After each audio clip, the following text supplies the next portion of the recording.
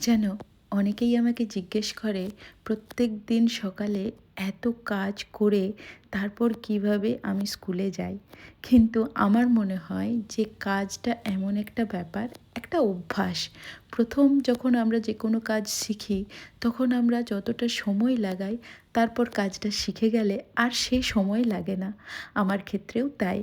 কাজ করতে অভ্যস্ততা এত বেশি আছে, তাই দেখি সবটা টাইম মতো ঠিক হয়ে যায়। তো আজকে আমাকে সেরকম বেশি কিছু রান্না করতে হয়নি। আজকে ম্যাক্সিমাম রান্নাটা আমার শাশুড়ি মা মানে মা করেছেন।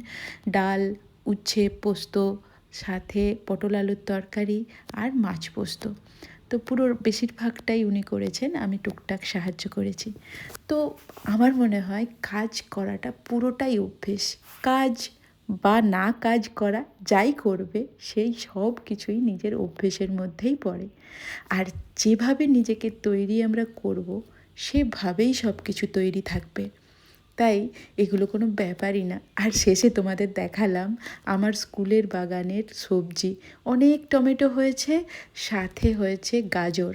গাজরগুলো এখনও পুরোপুরি বড় হয়নি, বাকি আরও টুকটাক সবজি আছে। তবে আজ অনেকগুলো টমেটো আমরা তুলেছিলাম সবাই মিলে। কি সুন্দর না? এগুলোকে চেরি টমেটো বলে।